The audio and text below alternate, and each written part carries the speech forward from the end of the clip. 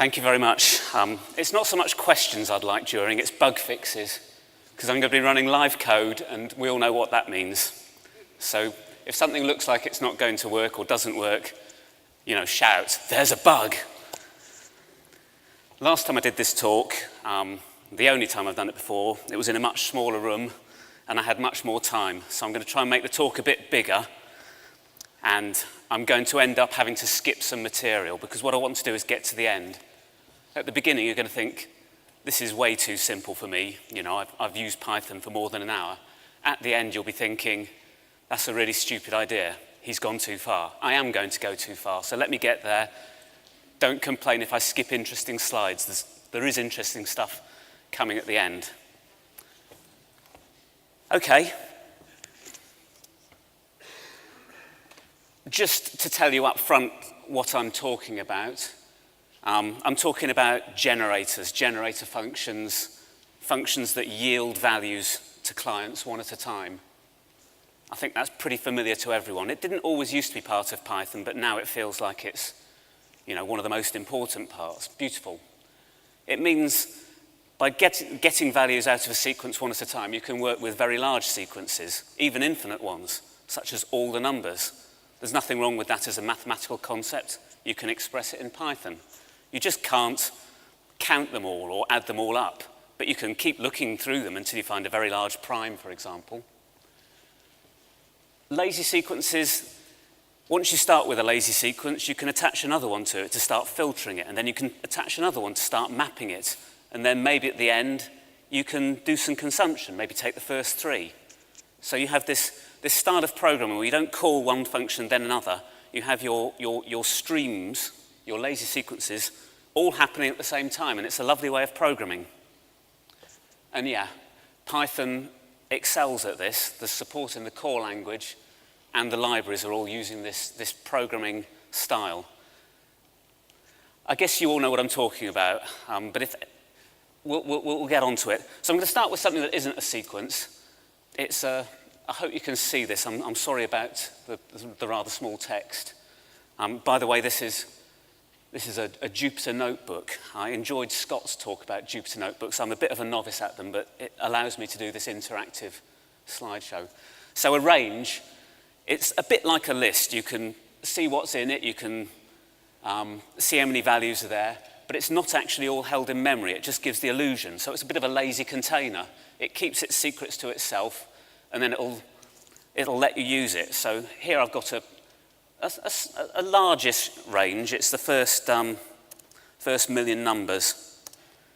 And here are the things you can do with it. You can access element 666. You can, if you slice it, if you take every 1,000th element, what you get is another range. Brilliant. Again, it's a lazy container. It doesn't all get loaded into memory. You can test if something is in there. You can find its length. You can add all the items together. And just to make the point, suppose I mistyped this and I had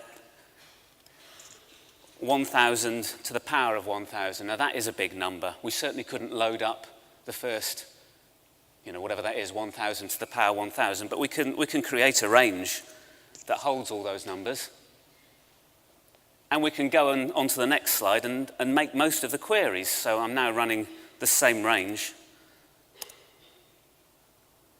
This one's going to go off the screen but again, I've sliced the range.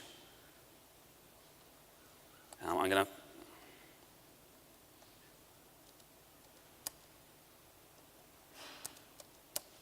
right. This is a function that I'm going to need. It just does a bit of consumption. At some point, if you've got a lazy sequence, you need to actually pull the values in to look at them. So here's a function that quite simply collects n items from a lazy sequence and puts them into a real list. So this is a bit of scaffolding for what's coming. So yeah, as I've said, the range is not all held in memory at once. It just gives the illusion that it's all there. And when I call it lazy, I don't mean it's about using the computer resources wisely. it can actually be harder to reason about these lazy sequences than about ones that you know are all there in memory. So it's not a lazy way of thinking. Sometimes you have to really think, you know, can I go back to the end of this? Oh no, I've just iterated all the way through it. I should have saved the values at the beginning. So sometimes a lazy sequence requires a bit more thought. I haven't given you a sequence yet. I don't know if anyone's still using Python 2. I hope not. But in the old days, range actually gave you a list, and you had to do X range for this more sort of efficient style of things. The message is that Python 3 doesn't offer options. Lazy is sufficient. You can always get from a lazy container to the thing in memory. Just take the list. So here I've got, if I want the list of values from 0 up to, but not including 10, just do it like that. No need for a sort of real range function, no need for range and X range. And the same thing has happened to other language features as we move from 2 to 3. So Python has started realizing that this lazy way of working is more flexible, even though it may be a little harder to think about. So these functions, map and filter, they're all lazy sequence operations. Dict keys, it gives you a view, a bit like a range. It's giving you a way of looking in. It's not loading all the keys of the dictionary into memory. All clear, all simple. I'll speed up. I've said that. Generators, I assume most people will know what a generator is. This is not advanced programming, it's part of the language. It didn't used to be part, but you have this keyword yield. So your function, it looks like a normal function, but it doesn't return things, it yields things. It keeps going, and it's throwing values out in this beautiful, as-needed style to the customers. You know, I may want all the numbers, but I don't want them all at once. I'll have them starting with 1 and, you know, going up sequentially, or perhaps I'll have them. So this is the style. And yes, you can step through your iterator using next, or through your generator, or you can iterate through the collection using for. Again, you wouldn't want to go to the end if it's an infinite one. You stop when you want. You can't go backwards through a generator, so there's no back or previous corresponding to next. So if you want to go backwards, you're going to have to buffer them. There are tools for that. And you can't ask the length. Tell me how many numbers there are. Well, it's going to take a while. So here's a generator function. I guess you can see the word yield in there. I've imported the random module, and I'm choosing heads or tails at random. So this is flip a coin, who's going to kick off? Heads, tails. Keep tossing the coin. I'm going to do something with that. Who knows? At the moment, whoops. So yes, that flip a coin function, it doesn't have a return statement. It's not going to return. It looks like an infinite loop, but there you are. I've called it. I've got a generator. It's poised to flip coins as long as I want.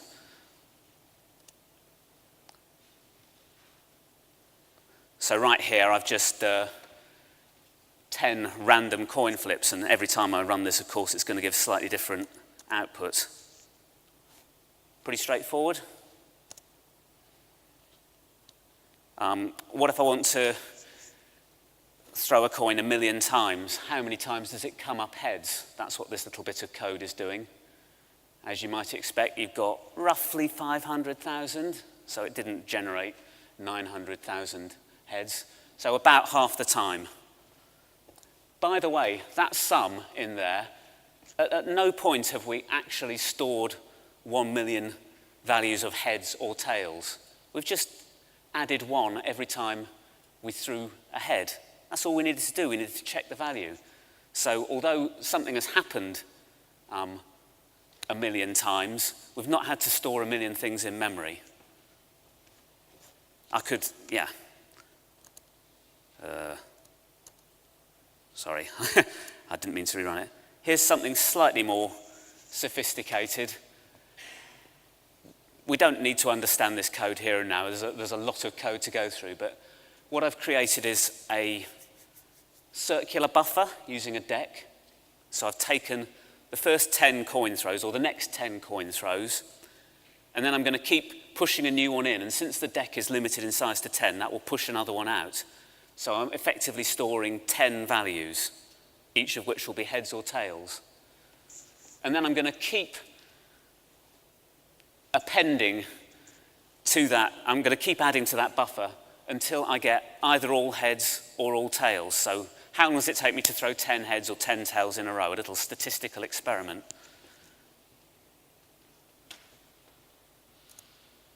It took me 1,647 goes. 189 that time. I think I've got some memory persisting in the session here, but you get the idea. So there's this style of, keep throwing, we'll do what we want with it. Very flexible. I've used the same function. I've done two things. Generator expressions, as well as having generator function that yield values, you have these generator expressions. They look a bit like list comprehensions, but there's no list being created. It's something that's ready to deliver values. I'll whiz through that. So, lots of stuff that you use every day in the Python standard library and in third-party libraries are generators. They have this nice interface that gives you so much flexibility. You can get, it's your choice how many you want generated. You choose when to stop. Do you want to go through the whole lot, or do you want to stop as soon as you've reached one that's bigger than 100, for example? Or do you want to just map them into another list of your own choice? So this is important stuff to be on top of. If you're using the standard library, you need to get your head around this. For example, something to walk a directory tree. I know this is a little bit old school now compared to the pathlib, but let's use it for an example. So when I walk a file tree, it keeps giving me values. It gives me a root directory, then the subdirectories, and then the files within that directory. And if I'm just looking for one file, I just keep iterating until I get there. So this is just an example. Here's an example of just calling that function 5 times. So what are the sort of first 5 subdirectories? We don't really need to look at that. I'll set this piece of code running. Again, it's just showing off this style. The consumer function at the bottom is max. And it's looking through all of the Python files in my Python 3.6 installation, and it's finding the longest one. It's not loading all of the files into memory. It's iterating through them line by line. It's not loading all the file names into memory. Max only needs to look at one item at a time. So we've got this low memory function, and OS walk can be used in any number of ways. Yeah, so in there, by the way, pyfiles is a generator function, so that's what I'm talking about. It looks like a list comprehension, but no list is produced. It's just producing file names. So there's something a little bit like the Unix shell pipeline going on with these streams, where you have one stream feeds into another, and eventually at the end, in this case, we've got a head. We're just taking the first item from the sorted by length list of Python files. This is the same code written in shell with this nice kind of flow through the pipeline. And there's the file, topics.py, whatever that is, 13,000 lines roughly.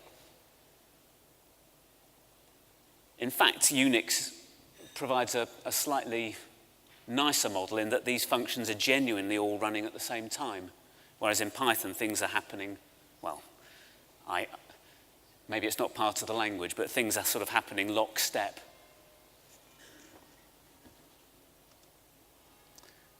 I'm going to skip this slide in the interest of getting to the end.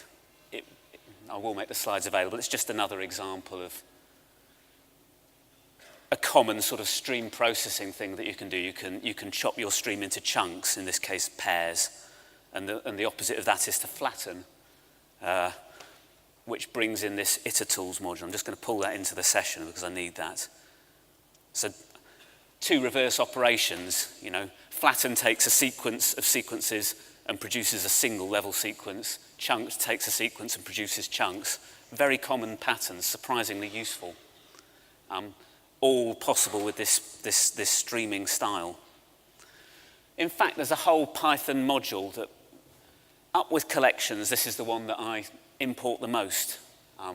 Partly, I'm mainly doing C++, and a lot of my Python is in my own time, and I enjoy playing with this stuff. But these functions, none of them return lists. They're all giving you streams. They're all generators. You can do things like produce all the combinations, or you can take an item and repeat it, a bit like good old yes in Unix. Or we've already seen chain. You can flatten sequences. Count, this is the one, it's a bit like super range. It starts where you want to start, and then it just keeps going. iSlice is a little bit like super slice. It takes your sequence and then gives you an iterator into a range of it, a stepped range. Cycle, say you want to repeat the numbers 1, 2, 3. Just cycle through them, keep repeating it. Up to the clients how long to go. So here's a slightly complicated example of how these tools combine. So I've got iter tools. I'm using group by. So in this case, I've got my old flip a coin function that, if you recall, it's doing heads, heads, tails, heads, heads, heads, tails, tails. And at the end, I'm going to produce the value that was produced and then the count, like run length encoding, quite short runs. We've got 4 heads in the middle there. And I'm using iSlice, I'm using group by. Don't worry if you've not seen these. Go to the iter tools module, find them out. They're not, the group by is apparently meant to be one of the harder ones. I don't think so. It's a very natural thing. It just groups things of equal value. So all the heads, group them together, and then I'm counting them. So that's every time I call it, it produces a slightly different sequence. Another example. In this case, I've taken a run length encoded sequence. So I've got A repeated 6 times, R 4 times, etc. And now I'm going to expand it. And what I've done is I've chained together iter tools chains, iter tools star map, and iter tools repeat. So the repeat is repeating the A 6 times. The star map is just a bit of jiggery-pokery so that repeat gets the functions correctly. It's a bit like the star operator. And then we're chaining them together to flatten them. And then at the end, I've joined them. And it's that join that actually says, I'm going to need all of these. Up to that joining, everything was a stream. It was just producing values as required. But join is like, take them all, string join, and we've expanded the sequence. I don't have time to do this one. Sorry. I'm just wondering if I need anything from it. I don't think so. I do need it. I build on it. We do Scrum in our team. We have story points. Every sprint we say how many points did we do? Somewhere around about 100. Let's say it's a Gaussian distribution, 100, standard deviation, 25. And then to estimate what we're going to have next sprint, we might take the last 10 and form an average. And we might keep doing that, so it's a rolling average. So I've got a rolling average here. And so I really don't have time. But again, I'm using the T function, the iSlice function. Zip, again, is another stream function. And I'm just taking some at the end to show you it happening. So the problem, the stylistic problem, is that you have to read the code from the inside out. You're starting with story points. Then you're going to smooth them out by taking a rolling average. And then you're going to take some. But it looks like the take is what you do first. Wouldn't it be nice if you could write it like this at the bottom? Have the story points flowing into the smooth function, being consumed by the take function.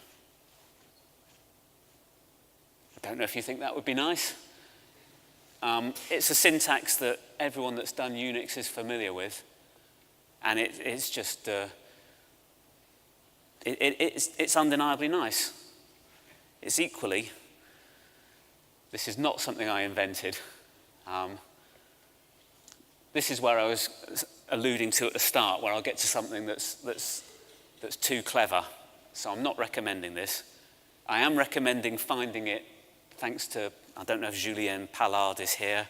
I found this on the internet. We're looking at a function, or we're looking at a class that can be used as a decorator. That's the init there, so it takes a function. It can be called, it's a callable, and it can also appear, the dunder raw means it can appear on the right-hand side of one of those shell pipeline things. And what it's going to do is take the left-hand side as its input, which, by the way, is probably a stream, and it's going to apply the function that it's cached. So I would advise in your own time to find this stuff and figure out how it works, unless it's transparently obvious. But it does allow you to do this, exactly this trick. Now, if this code works, it does work. What I haven't done there is actually, I haven't used the decorator syntax because I don't want to destroy the take and smooth functions. But on the next slide, you can see the at pipe. Decorators are a bit more advanced than what I've been talking about, but this is that same class decorating a function that then becomes a pipeable function. So we can see that in this case, over the last 10 sprints, the minimum story points we logged were 66 and the maximum were 162. I think I've come in on time, so I do have time for a question, or not. Yeah, no, you do. You've got 3 minutes left. Okay. Does anyone have any comments or questions?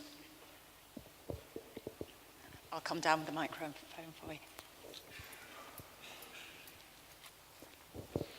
Cheers. So how do you feel about the operator overloading? I don't know what the R stands for, but it's an OR operator, isn't it?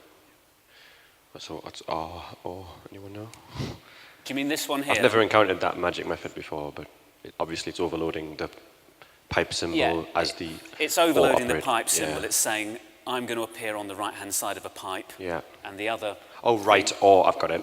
Of course. Morning. Yeah, thank you.